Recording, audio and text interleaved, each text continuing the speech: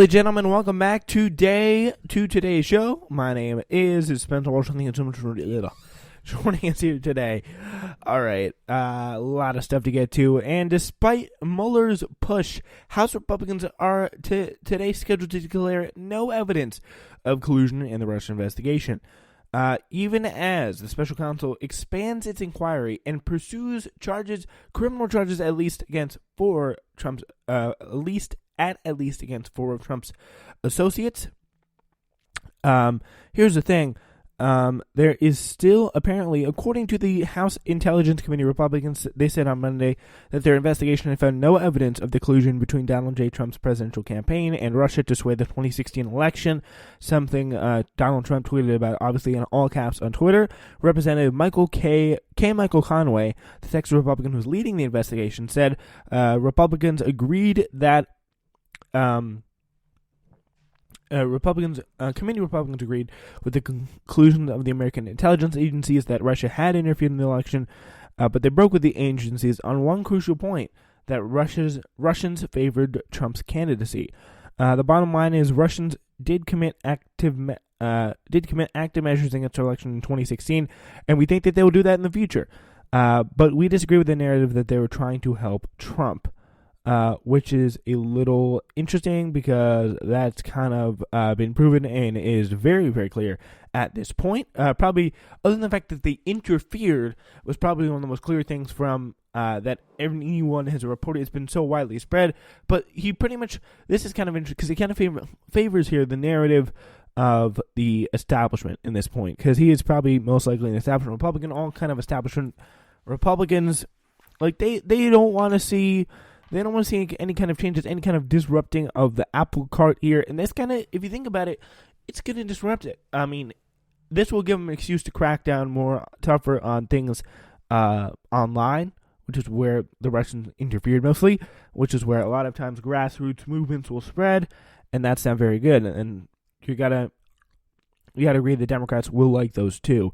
But yeah, the announcement brought an abrupt end to two of the remaining investigations into the topic on Capitol Hill, and quickly provoked sharp objections from committee Democrats who have warned Republicans not close the matter before the special counsel Robert Mueller who have warned Republicans not to close the matter before the special counsel Robert Mueller is done with his work. So this could also inconvenience him, because if you need something, if the House Intel Committee or the Senate Intel Committee need to share with the special counsel, that is something that they do, and it's something that is not.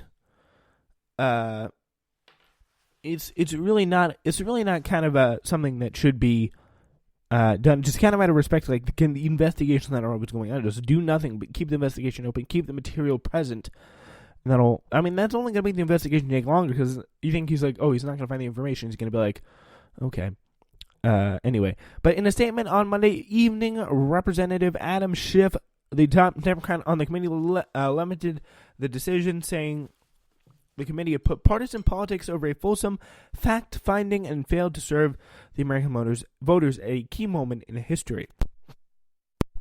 By ending its oversight role in the only authorized investigation in the House, the majority has placed its interest over protecting the president, over protecting the country, and history will judge its actions harshly. So, Adam Schiff, with some strong words there, saying they will go down in history as the bad guys in this situation, pretty much, which is pretty strong. I don't really know how true.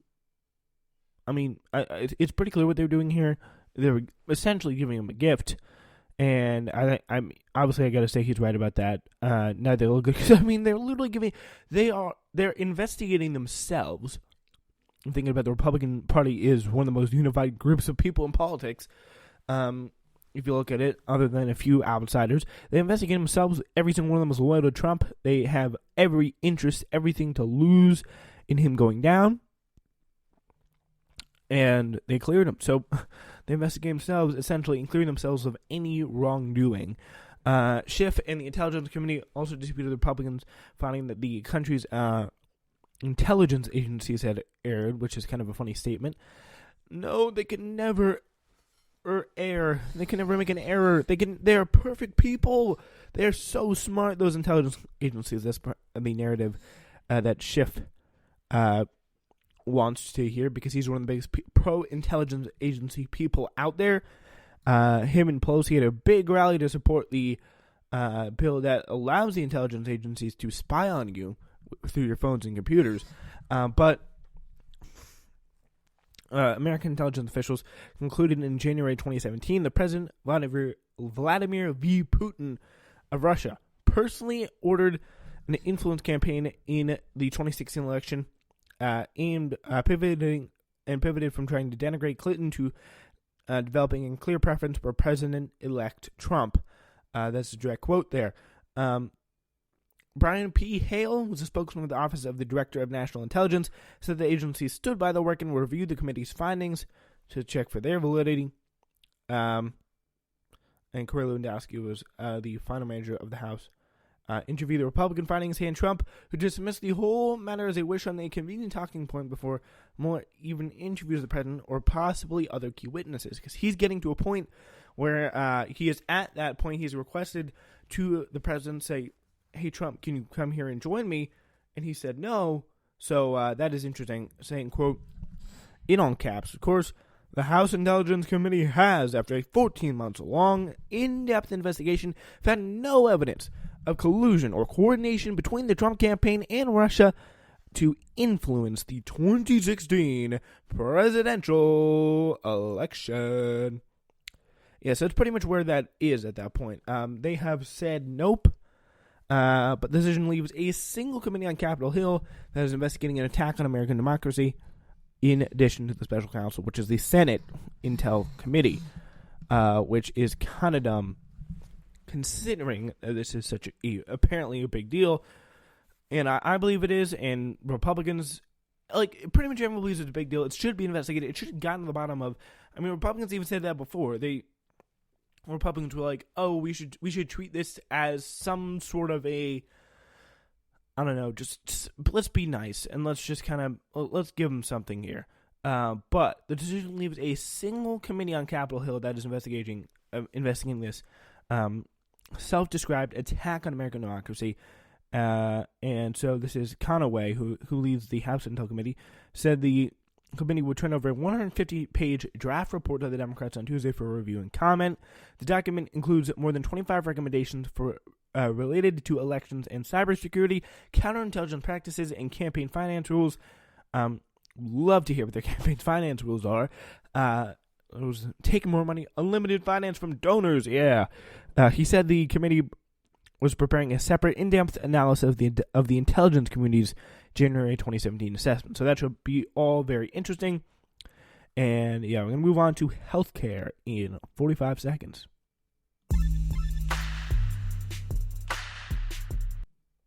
You can't stop listening to the Spencer Walsh Radio Network.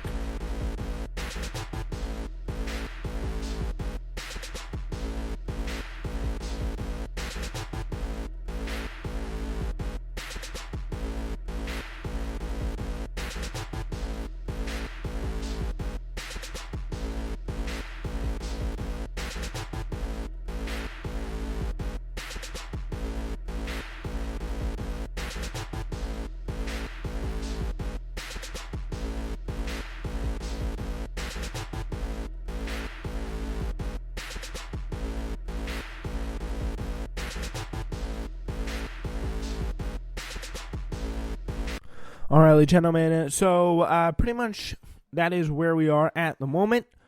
And with that whole Russia collusion investigation going on.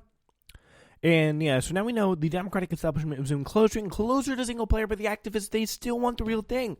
Let's find out what they're doing to institute some kind of single player here. Last two times the Democrats seized both the White House and Congress, the Understate reports, in 1993 and 2009, they immediately embarked on efforts to reform the national healthcare system. Both times, those efforts contributed to wave election wipeouts the following cycle. This new trend that has veteran Democrats skittish at a third go at it. in 2021, the choice likely won't be theirs to make. The strong growing enthusiasm for Medicare for All would force healthcare reform on the agenda of whichever Democrat, if any, manages to get elected in 2020. With the popularity in mind, the party's center swing, along with the party with everybody else right of Bernie Sanders, has begun thinking of which reforms short of single payer might be feasible if the window of opportunity opens. Last fall, Tim Kaine of Virginia, Hillary Clinton's running mate of 2016, teamed up with Michael Bennett of Colorado to introduce what they called a Medicare X bill, which would essentially create a public option. So a possible option for public insurance, which is something that was pretty basic and is pretty important. And it was a big feature of the Obamacare bill that no one else really seemed to want to push for, which was quite apparent and quite lacking, to say the least.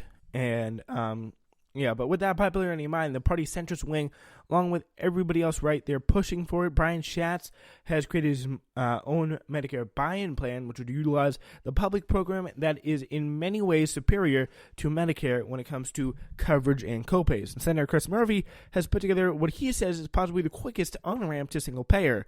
And then there's a Democratic Party think tank, Center for American Progress, or CAP, is now offering a proposal that looks like the Kaine-Bennett bill, which is a voluntary buy-in to a Medicare-like plan called Medicare for All Extra, which sounds pretty much like a cheesy ripoff of Medicare for All. So it seems like there's a bunch of pretenders out there. We need to weed out the pretenders. So the public option there, Medicare X, which sounds like a